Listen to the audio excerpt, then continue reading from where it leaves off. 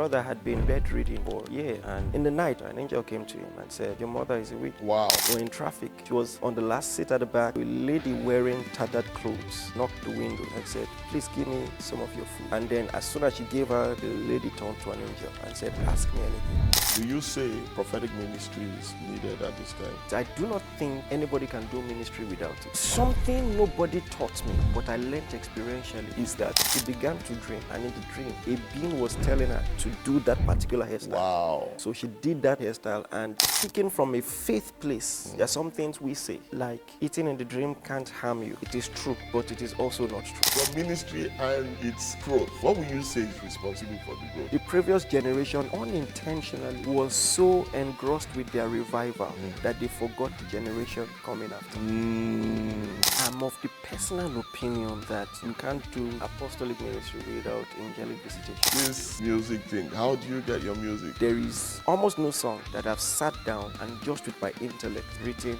beginning to end. It has never happened. Supposedly committed Christian comes to church but has Ashake, Whiskey, and Davido and Burna Boy on their playlist. What's your...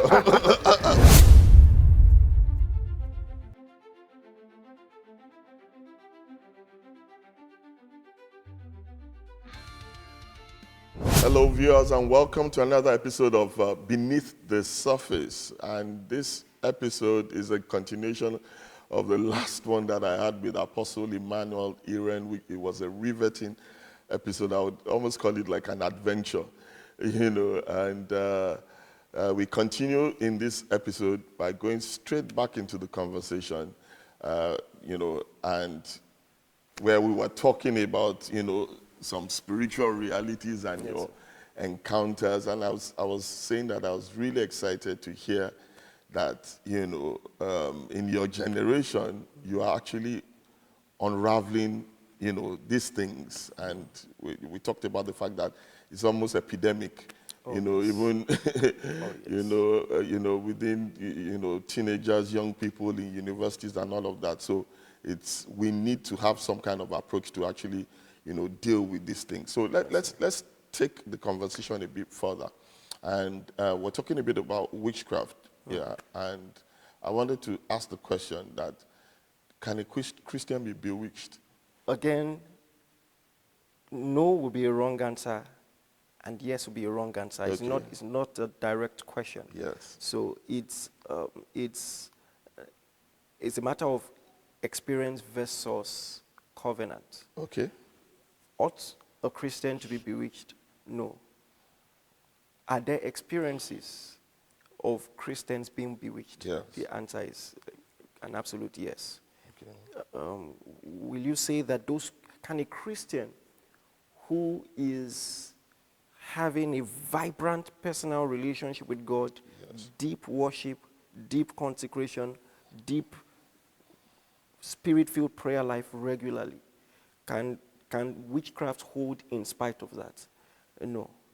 Okay. No. Yes, sir. Okay, so from your experience, have you had incidents, where a member or somebody, you saw that this person was bewitched? Because if we remember in Galatians, the book of Galatians, Paul actually said, "Who has bewitched you?" A whole church. Yes. Okay, so what I'm trying to say is that I love your response. Yes, sir. Yes, sir. But in terms of experience now, Yes. I'm talking about, because as pastors, we have people who come and say, "Look, I was bewitched." And I'm being bewitched. So many times it's overplayed and everything is witchcraft. But have you seen instances where a person was bewitched and yes. or attacked by witch? So some of the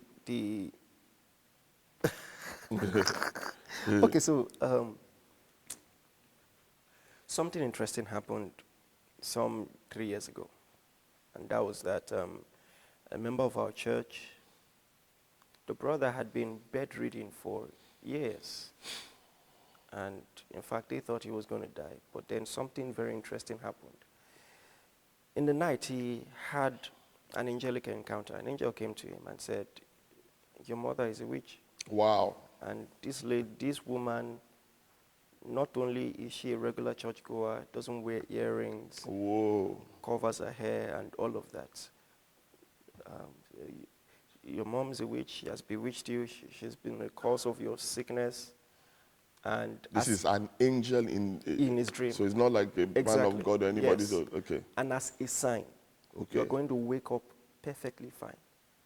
This is somebody who has been bedridden for a long time, has been sick irrecoverably for a long time.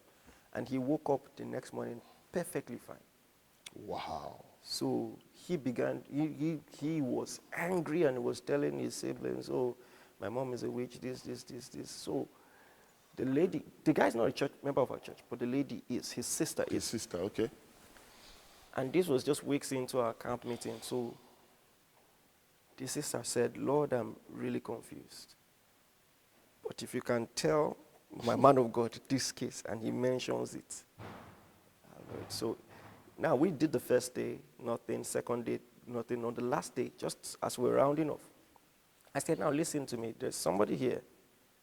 Your mom, she doesn't wear earrings. Wow. She ties her hair. Wow. She dresses in this way, but she's a witch. I just heard a shout. You know, this one was not even a manifestation. It was just Shout. shock. Like, Yeah. so she fell on the floor and started screaming, you know, and all of that. So it was quite an interesting, and for confidentiality, there are some things I can't mention, Yes. but there were some patterns that were indicative of witchcraft.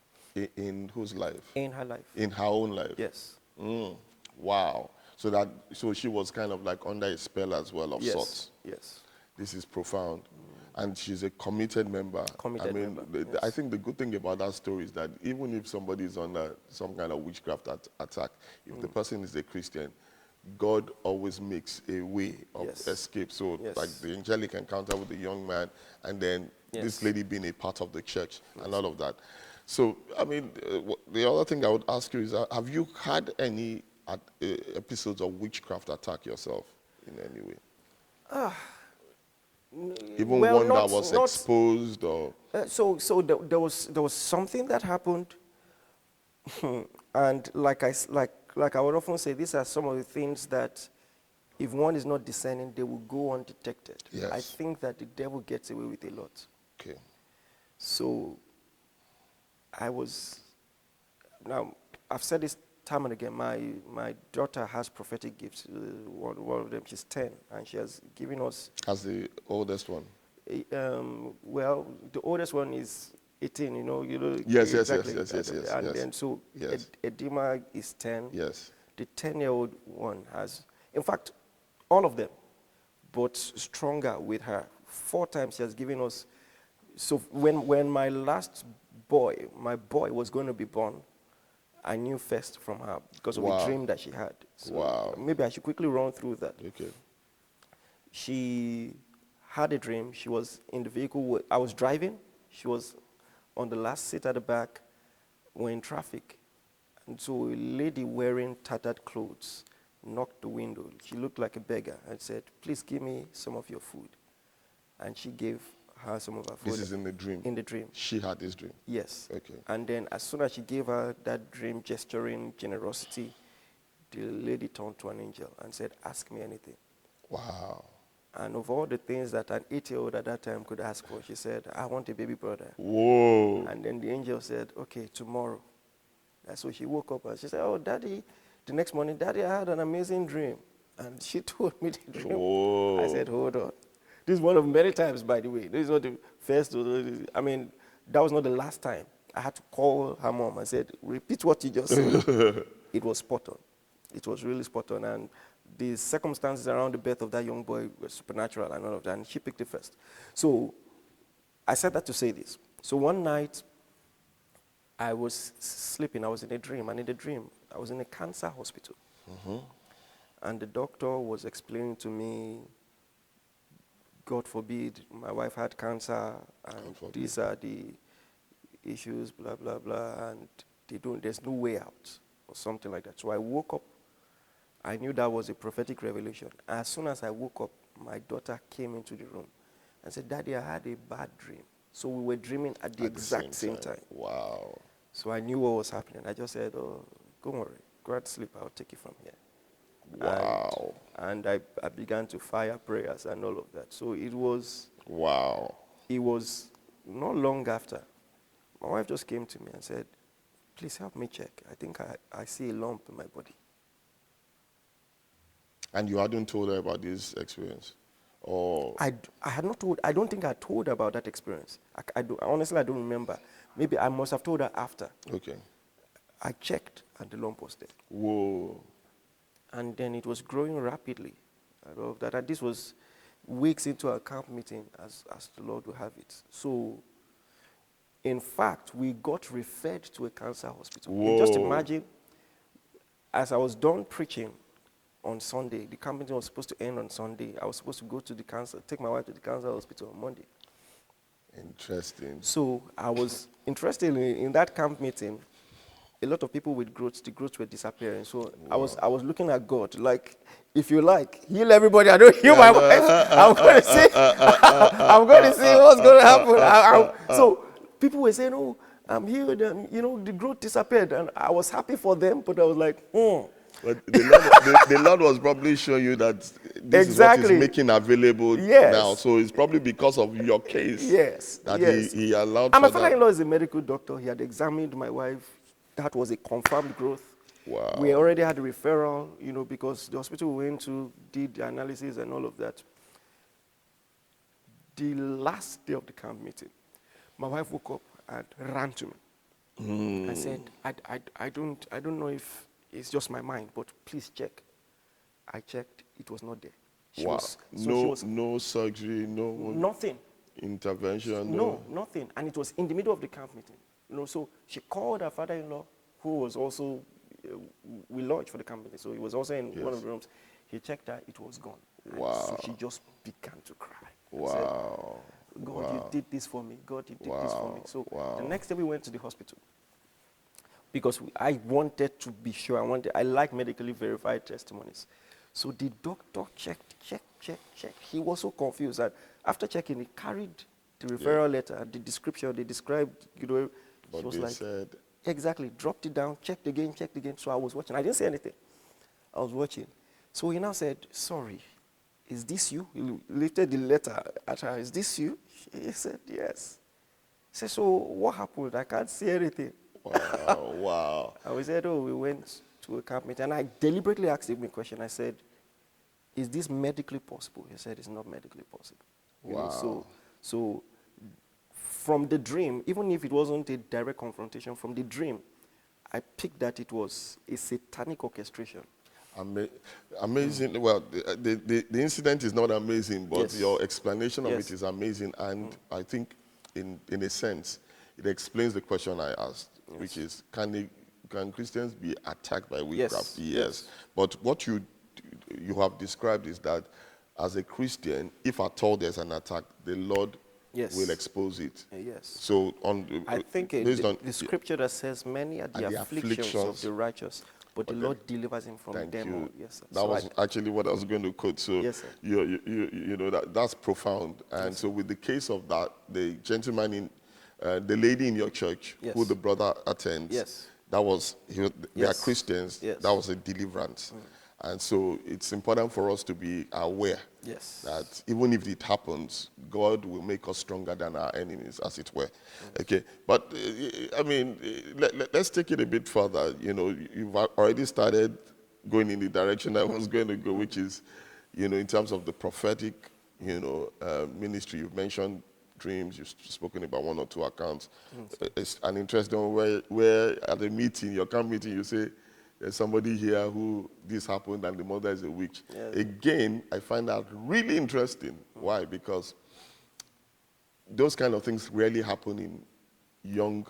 Sorry, go on, sir. Yeah, those kind of things rarely happen in churches where there are young people. Yes. Most times when we hear about such things, we hear about one camp somewhere of a father saying something and it's like, can that be so?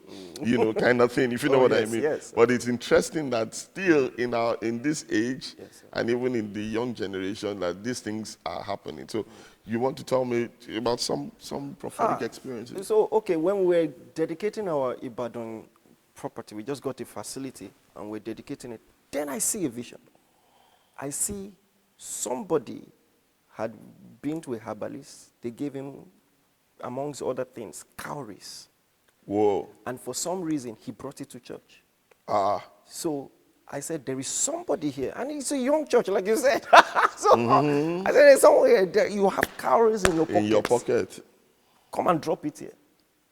Come and drop it. And much to the shock of everybody, this young boy just came and dropped it. So what was his story?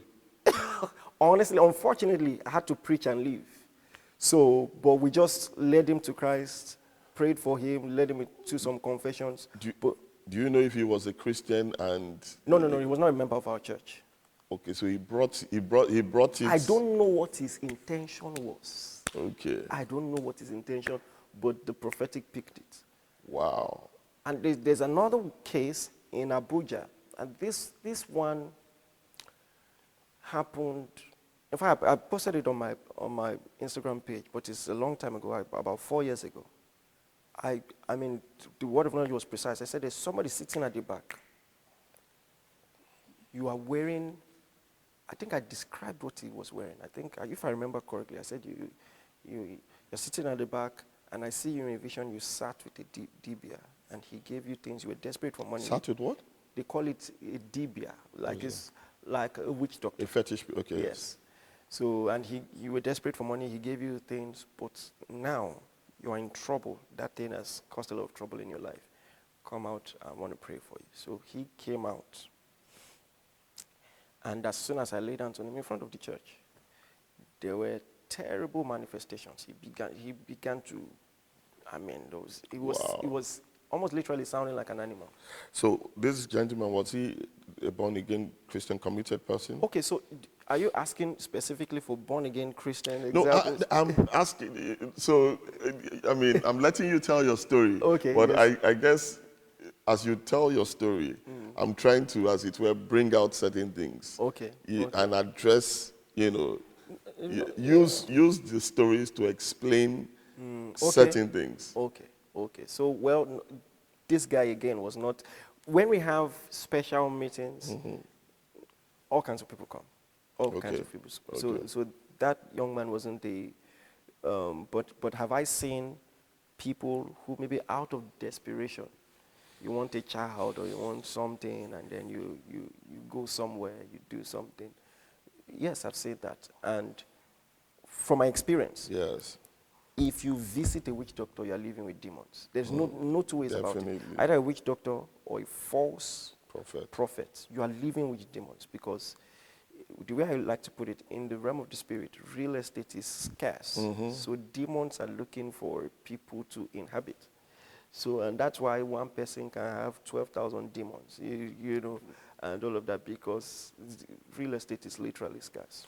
So will you say prophetic ministry is needed at this time? 100%. In fact, I do not think anybody can do ministry without it. Something nobody taught me, but I learned experientially, is that even in deliverance ministry, you can do deliverance either by just word of faith or by the prophetic. Because there's sometimes, many instances, now this is going to sound really spooky. There was a lady we were praying for, a young girl, and it was beginning to take time because the demons won't leave. And so the Lord spoke to me clearly. You need to cut her hair. I'm going to say. No, I'm not spooked out. I mean, exactly. And this is beneath the surface. So, and her mom was there. So thankfully I could get parental consent immediately. Yes. So I said, the Lord is saying we need to cut her hair. As soon as the demon heard that, the demon started begging. Oh, please don't cut the hair. Please. Okay, what do you want? I said, no, it's too late. Get me a scissors. So when the demon saw we're going to cut the hair, the demon tried to kill her right there in our presence. Wow. She was on the floor, on the tiles, and the demon was making her hit her head on the tile to kill her on the spot. Wow. We had to hold her, constrain her physically. Wow. cut the hair, and Right there. Right there. Okay. Cut the hair off, and few minutes after, the demons left. And I think it's important to say at this point that, this should not be taken as doctrine. It's not doctrine, absolutely. That's the first. It was And prophetic only time insight. Yes. Exactly. So what happened Yes. was, the mom now started telling me that when the lady was a lot younger, she didn't care much for hair, but she began to dream, and in the dream, a being was telling her to do that particular hairstyle. Wow. So she did that hairstyle. She had done that hairstyle and kept it there. She was having dreams or something. Yes. This is so interesting, and Yes. and also brings another dimension where some people have visitations in dreams. Oh yes. And some people, and I would take that to another question later, but I Yes, don't want to get ahead of myself. So I said that to say Yes. that it seemed like there was a gridlock. I didn't really know how to move forward until the Lord told that to me. So there have been many instances where the Lord would say, in fact, there was one of the instances the Lord told me, oh, she has waist beads on. Again, I'm very... Oh, yeah. So no. This for me is really profound. Yes. Because I found somebody who, can talk about I mean, this. these are the things I see regularly. So exactly. Yes. Yeah. When some of us talk, it looks like, oh, well. Yeah. So, but it's good to see that within Exactly. your generation, God is using you in that dimension. Now, I mean, I've been in 2 minds whether to talk about this or not, but I will leave you to whether explain further or not. I just want to hone in on this thing about. I'm trying to address Just a quick clarification. Yes. So, of course, some things people do are Yes. personal aesthetic choices. Fashion. But when you go somewhere, they Yes. pray over waist Yes. beads for Yes. any reason, or rings, or Yes. any such thing, and Yes. give it to you. Yes. Or you have a dream, and in the dream you are instructed to adorn a particular hairstyle or things Yes. like that. Yes. That thing has become an altar Yes. to reinforce demonic presence in the person's life. Thank you for underscoring that. And I want to actually also use this too, because I've seen this happen now and again, and I'm seeing it as a pattern. So it might be something that we might need to help people understand that it's a possibility. Where a Christian has a dream, and in the dream they say, eat something, Oh, yes. or do this. Oh, yes. Or, I mean, there's an instance, I think you know about it. Well, you would decide whether you should, how much of it we can talk about or not. Where I was at a prophetic meeting, and the Lord said to me, somebody's going somewhere. Oh, yes. Oh, yes. Don't go there. Yes. Yes. And it looked odd, but the person, you know what I'm talking about. Absolutely. Yes. Absolutely. So it's interesting that a person can be a believer and still have influences, persuasive influences of some spirits. And if you do that thing, then it opens you up to a channel. Oh, yes. Pastor Stephanie K was with us a couple of weeks ago, and she was talking about, her church and ministries in Hollywood, in Los Angeles. And she says a particular member of her church came to her telling her she needed deliverance. But the bottom line was that she had a visitation in a dream of her, her being told to do something. She did it, and then demons came in. So she had to do deliverance. So do you want to talk about, that and how? So it's one of the, in fact, for beginners who maybe are still growing in discernment, one way to know somebody who very likely, almost 100%, has demons is through their dreams. Because demons like to torment people through their dreams and all of that.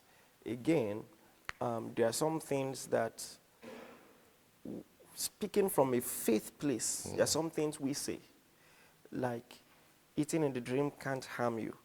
It is true, but it is also not true. In fact, I've preached it before. So there's what you teach a believer in Christ consciousness. But we must do it in such a way that we don't downplay. So because I can tell you for a fact, there are many people who eat in the dream, and it's demonic oppression. Yeah. Yeah. It's demonic oppression. And then there are some people who now make that a strict pattern of interpretation, that every time you see yourself eating in the dream. I think I ate in my dream like 3 days ago. Exactly. So sometimes, and then these things are really explained in the Bible. In the Old Testament, a prophet was saying it would be as one who slept, hungry, and in the dream he eateth, and all of that. And in fact, if you look at Peter's trance in Acts 10, I think it is possible that it was because he was hungry. That's why God spoke to him through the trance that had to do with food. Because they were preparing his food, and while they were making ready, he slept. So it doesn't seem totally contradictory.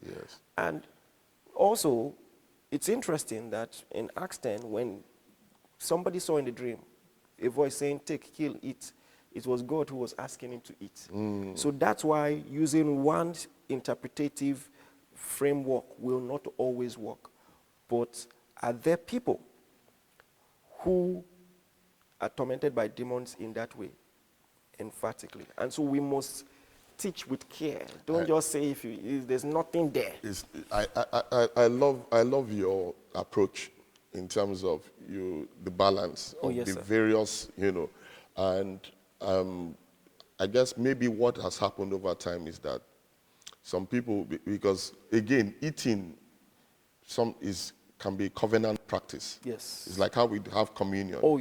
And so, food offered to idols and stuff like that. And so there are some people who, from the past covenant, the deities give them food and all of that stuff, and then they have that kind of visitation. Maybe it was from those kind of instances that some people now came out and now said, a blanket, whatever, if you eat in your dream. So it's not just eating. So there are various things through which, a spirit can come and try to persuade one. It can be sex, it can be whatever, and all of that.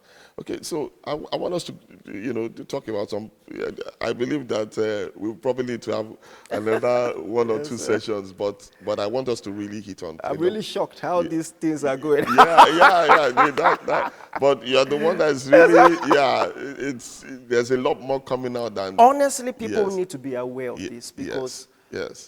In fact, I dare say openly, in deliverance ministry, we need more hands. I agree with you. We need more hands. Harvest is much, the laborers are few. And even the way you've described it, because a whole generation, especially even more in Western countries. Witchcraft is sophisticated and systematized. I see more manifestations abroad than in Nigeria. And that's because it comes in subtly. But the issue is that when there's a ministry where there's fire, the things are exposed. A lot of people who are dealing with anxiety, depression. I didn't say all. A lot is demonic oppression. Absolutely. So let's talk about your ministry and its growth. The profound. It's an amazement. Thank you, sir. And.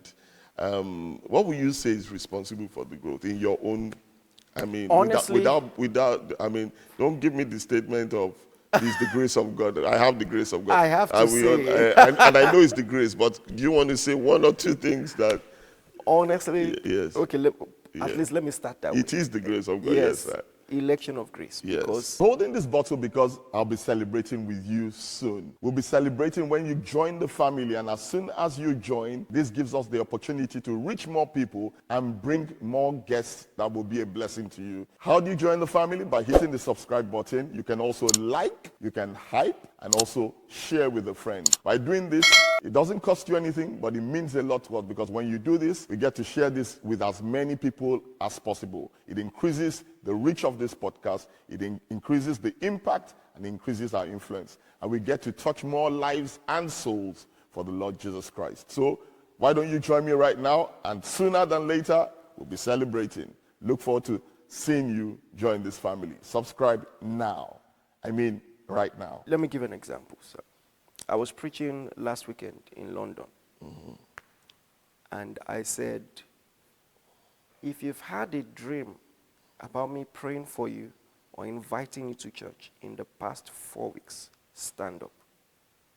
And close to 300 people stood up. Wow. Close to 300. And I said, just 4 weeks. So when I'm supposed to have a program in a territory, people start dreaming. So now that's the supernatural dimension. So there are people who literally see me in the dream, inviting them to church. So now that's something that is not a church growth hack per se. So there's a strong dimension in that regard. That being said, I think that from a logical standpoint, the truth is the previous generation unintentionally was so engrossed with their revival that they forgot the generation coming after.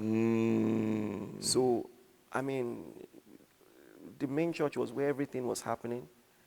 And especially in Africa, exactly. Young people in a shed. Exactly. Generator house, or something like that. And all of that. So there was a gap. There was a harvest waiting. And I think by the grace of God, God just raised me in due season. So our ministry was just stepping into a generational gap and a harvest that was waiting. That's a profound, I never saw it that way. Yes, sir. And your ministry kind of like catered to. Yes, sir. There's a lot I can ask you, and I don't know whether I should keep this bit till the next session, because there are a number of things I want to address, but I think I should keep that bit and then focus on this, and then so that we have it in categories. Yes, sir. I would have asked you about a little bit about your teaching and theology, but let's talk about the focus on the supernatural and the ministry. Have you had any angelic experiences that you would say were responsible for also your ministry's impact and growth? I'm of the personal opinion that you can't do apostolic ministry without angelic visitation. That's not to say everybody must have it in a dramatic way, but maybe many people don't know how to discern it, or, well, it doesn't have to be dramatic to be spectacular. It's spectacular to be supernatural. Yes. But for me, in fact, I think the first really dramatic one I can mention, it was sometime in 2006, early 2007. No, sorry, 2007. I was in a room and still staying in my parents' house at the time, and we're out of power, which is almost every night in Africa. And this was not a vision. This was not a dream. As audibly as you can hear me now, someone called my name, a name that only close family members call me. It was the same way if you're walking on the road and someone calls you and you turn back to see. I literally turned to see. Wow. And even if I didn't see anybody, it was audible enough for me to know where the voice was coming from. Wow. It was localized. Yes. And honestly, because I didn't see anybody, I called my sister's name and I said, stop playing, because sometimes in Africa, when we're growing up, hide and seek. Yes, hide and seek and things like that. But now we're adults. So I was like, what are you doing? I called her name and said, what are you doing? And I heard the name again. It was clear, but it was a whisper and it was airy. Wow. I called one of our house helps that was staying with us. I said, stop playing. When I heard the name the third time, I ran away. I ran out of the room. That was definitely God calling, in it? And I went straight to my mom and I said, I thought it was the devil. Because the brand of, I'm sorry to say, the way Christian movies portray this thing, if a voice is calling you in the dark, it has to be the devil. Because, it was later I started putting scriptures together. He that dwells in the secret place of the Most High shall abide under the shadow of the Almighty, and things like that. Yes. So I went to my mom and said, that room is very dark. Like, wow. The voice was calling me, and she said, thank God for protection. Wow. It was until years later, now I'm hearing the Lord, inward voice, inward witness, and all of that. Yes. And I'm like, Lord, I don't know, I just read one text, like the way God used to speak to Moses, and I'm like, I thank you that you speak to me, but Wow. I want to hear you audibly. I'll never forget, I was on the floor with my books and studying and praying, and he said, one of the day I called you 3 times and you were rebuking me. He spoke to you. Honestly, that was the day I knew for the first time that that was the Lord. Wow. And it also speaks to the necessity for mentorship specifically in the supernatural, not just in theology. Because if only I had an ally to say, go back, and if you hear the voice, respond this way. Wow. You know, only God knows. We heard how far you would have gone, but I mean, thank Yes. God you caught up. Thank God. In the next few minutes, I mean, like I said, there's so many things to cover, but maybe I think I'll just streamline and talk about a few things. So, you produce music, Yes. you know, by the grace of God, you're multi-varied, Yes, sir. multi-gifted. So, this music thing, how do you get your music? It's strictly supernatural. Okay. Strictly. So I say it this way. I have never written a song. So there is almost no song that I've sat down and just with my intellect, with music knowledge, written beginning to end. It has never happened. It came. Yes. So all my songs come when I'm worshiping or when I'm praying. Is this public worship or just Public. personal? I mean, development? in fact, we have daily devotionals that we stream.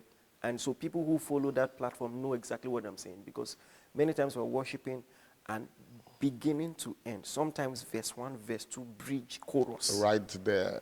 On the spot. Wow. And many times, in fact, my team now knows what to do, because they know if they don't record it, I'll forget. Wow. So as soon as I leave that place, I've forgotten the song. I'll forget the melody, I'll forget the lyrics. So So- that in the prophetic, that's what we call the Nabai type of prophet. Exactly, A sir. bubbling up. Yes. So the inspiration comes from Yes. there, and then you turn it into music. Yes. So and it was something I stumbled into accidentally. I didn't think it was profound. In fact, if you listen to the songs I've written, you can tell that they were personal. You can tell that they were prophetic. The one I did with Sinach, Holy Ghost, you and I will change the world. That's not a public song. That's not. Or lead me. Lead me and I will follow you. Yes, yes. So those were just prophetic moments. And I think what the Lord is trying to crystallize is how intertwined prophetic ministry and music is. So in the Levitical priesthood, a lot of Levites were musicians as well. And I think that's a dimension of...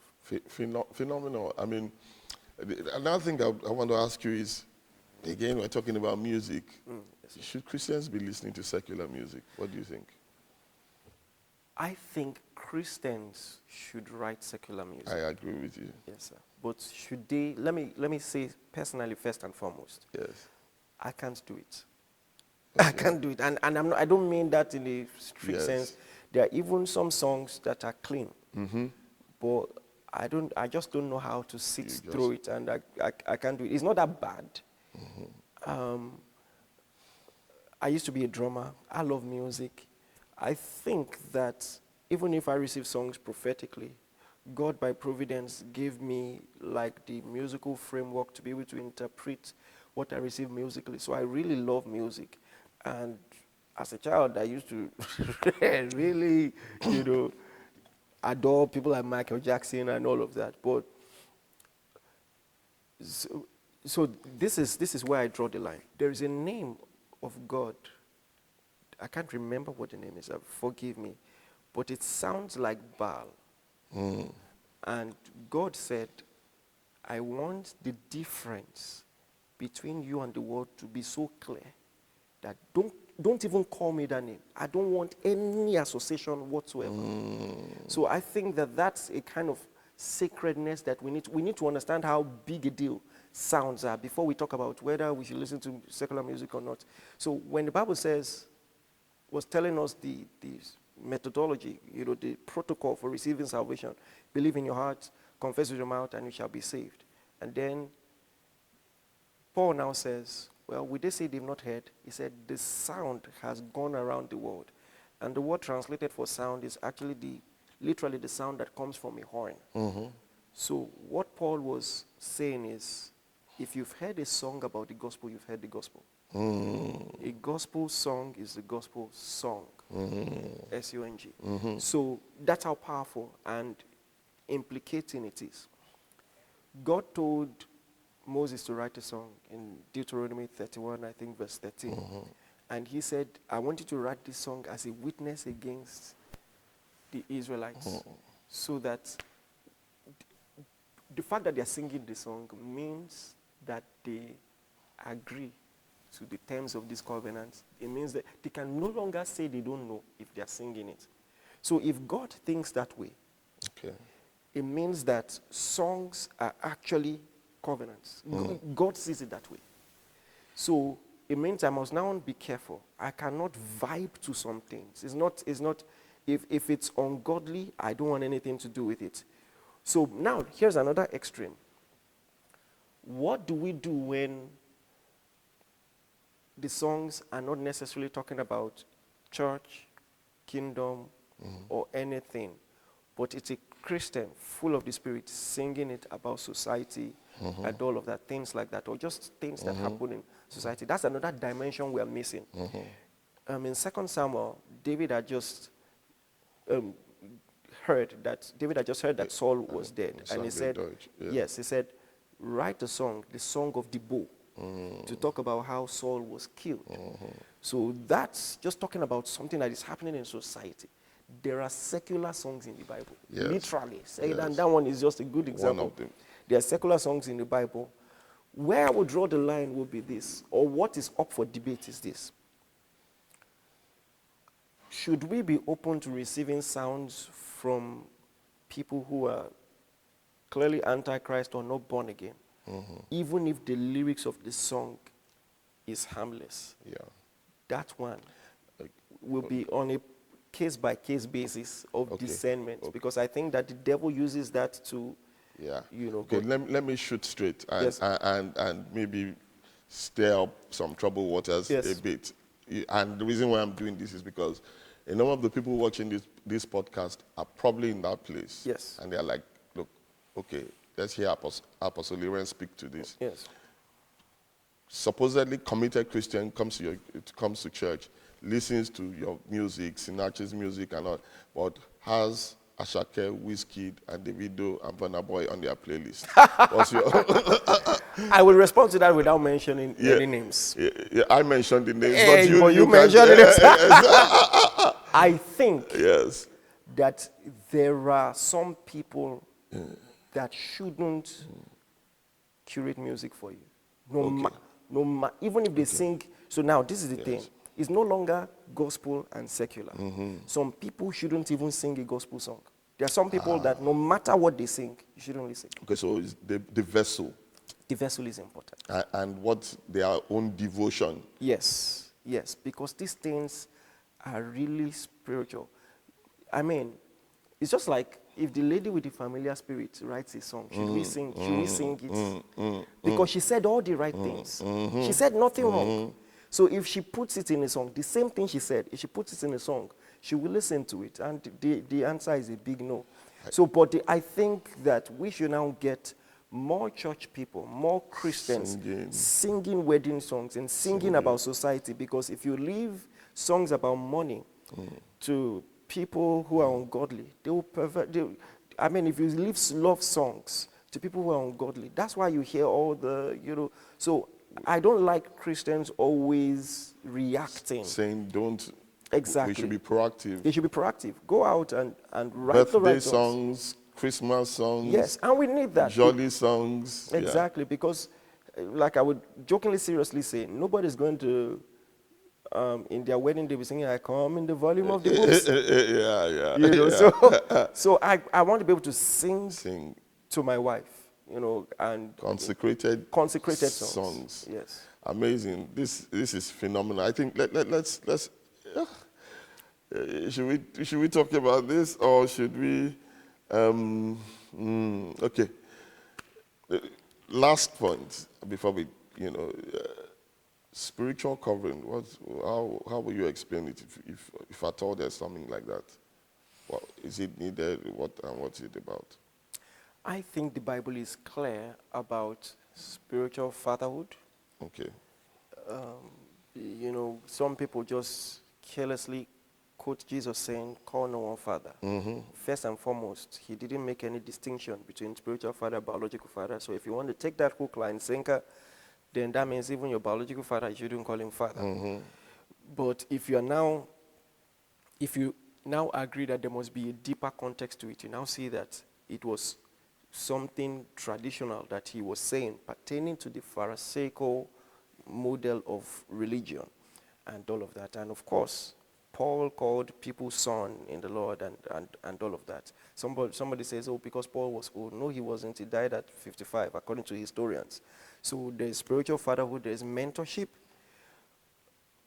But when it comes to covering, maybe I'm too much of a theologian to accept labels like that, because there are just some things I don't want to attribute to a man. That there's some honor that should belong to the Lord. So, but I understand what people are saying. But should we depend on anybody for spiritual covering?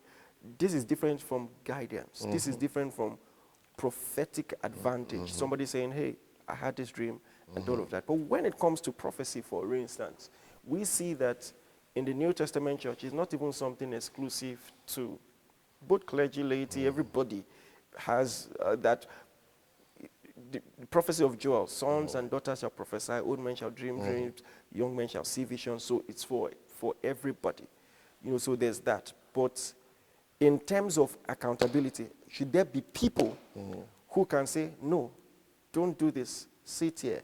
Not only is it important, I would say you shouldn't even marry somebody who doesn't have such.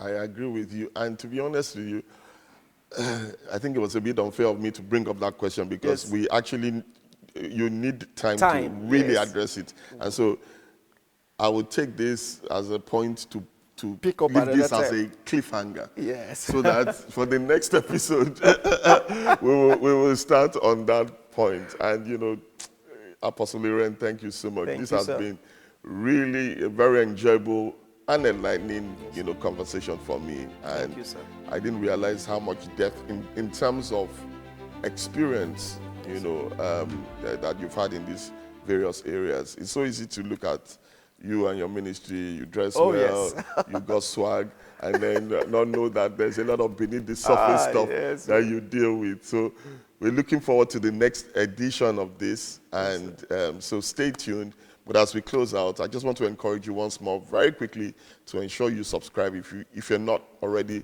a subscriber, and then, you know, share this with someone if it blessed you, so that you can be a blessing. God bless you, and once again, looking forward to seeing you on the next episode.